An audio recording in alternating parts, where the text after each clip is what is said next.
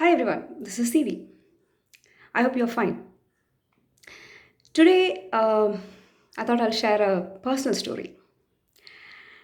Few years back, as you all know, I'm a voice artist. I've been a radio jockey for more than 10 years, 12 years now. And I think a couple of years after I became a radio jockey, and I was, quite confident that my voice was very good and I should enter into more areas of voice. So I started approaching, people to find out if I can get become a dubbing artist. And I was actually, fortunately, in those hunt, I was invited by a very famous Malayalam film director. He's one of the top Malayalam film directors those days. I mean, even now. So his movie, I got invited, and I was so excited when I went there to the dubbing studio. I saw this, celebrity sitting there, and I was so excited and I was a little nervous because this was the first time I'm going for an audition. So he had actually invited me, um, after listening to my RJ link, and I was very confident that my voice is beautiful. My voice is the fit for this character, and I was very confident. And the character was also matching, the age group as well as the type of role that the girl was doing in that movie. I was very confident that I am going to be selected for this. So I attended the audition. I was asked to, dub few lines. I continued dubbing. I made a lot of mistakes. I mean, for each sentence, the director was so patiently correcting me. No, this is not the way, the sentence should be said like this. The feel should come on this word, and this word should be pronounced this way. So I was actually thinking, I've been a RJ for so long and nobody told me the pronunciation of this word is like this. So anyway, I was, trying my best to fulfill the suggestions that he was giving me, and I did it. And I thought, okay, yeah, so I'm going to get selected because he put in so much of effort to help me to learn this. I came out of the studio, and then he asked, "Sir, so when can I come for the recording?" He said, "Is this your first time?" And I said, "Yeah, this is the first time, and I'm so excited. I'm going to do this." And he said, "Okay, so let's do one thing. I don't think you are fit for doing the main character. Maybe you can there is a role for a newsreader. You can read that and leave." And I was like, what? I came for doing the character of a newsreader, which is just, 20 seconds of dialogue. What do you think? I'm already an established RJ. There are a lot of followers for me. This, that, I was thinking. And how can you even deny me when my voice quality is so nice, The voice is matching to the character. You only said the voice is actually matching to the character. I mean, these are all things which came into my mind, but I was standing in front of him, smiling, and with a surprised look, like, how did I get rejected? Despite having all this thing. Then he asked him, "Sir, what do you think? Where should I improve?" Then he said, "See, you have a nice voice quality, and you're also willing to learn. So I think you have to learn and practice and become a professional before starting to work on full length characters."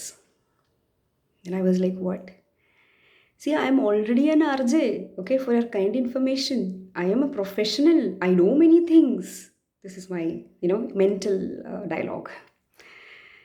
But still, that day he was kind enough to actually give me that small newsreader role. And he gave me my first, small money, 500 rupees. I finished that and I came home. I was so rejected, you know. I felt devastated.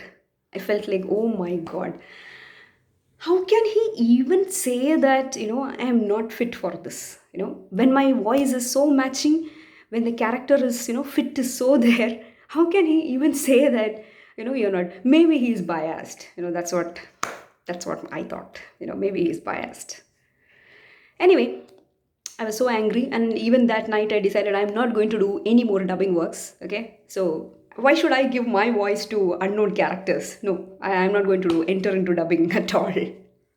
This was my attitude then. But again, one of my mentors those days told me, see, probably why don't you take it as a challenge? Why don't you try doing it and learn things more? Then I started learning. How did I learn?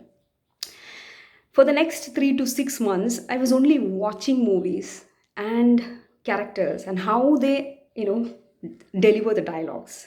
You know, and I used to repeat the same dialogues myself. And then I realized what a stupid dialogue delivery I was doing, you know. So for me, I thought that I was excellent, I was great, I was so competent, but in reality I was not. Okay, after that, for almost an year, what I did is this: practice, practice, practice. And moreover, I also started doing or creating portfolio for myself. How did I do that?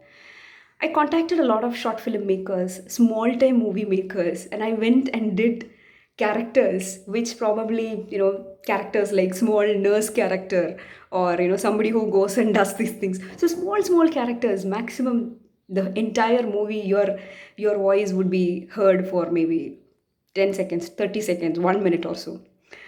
So such characters I started doing, and I built a portfolio. I mean, I wouldn't say I built a portfolio, but I would say I built confidence. I learned how to dub. I learned how to model, bring modulation into my voice. And I also built an experience. I think the transformation from an amateur to a professional, in whichever field it is, this is just an example, whichever field it is, it takes a lot of time and effort. Uh, to cut the story short, I was, after this period of self experimenting, I started, entering into full time, or rather, into major dubbing works, or rather, full time characters. I've done dubbing for heroines over the past many years. And then I realized that the difference between the amateur and professional is very simple. The moment you become a professional, you enter a studio. The first dialogue delivery itself, I understand that, okay, I'm not fit for this character. Okay. Or the first dialogue delivery itself, I understand that, yes, I'm fit for this face and this character. Let's do it. And that kind of an experience comes not out of being skilled or competent, but out of humility and experience, I would say. So one need to have the humility to pursue learning, and keep on trying and building your capabilities, not just in the technical side, or in the side that is required for a particular role, but also on many other things, right? So let us all have that humility throughout the life, because that's how you learn. And one idea that I do every time is that, I keep learning new things.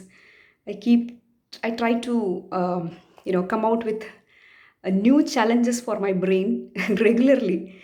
And once I get settled with something, I enter into new area. So one latest of my technology pursuits or learning pursuits is about a very crazy technology phenomenon which is happening around now, which is the bitcoins.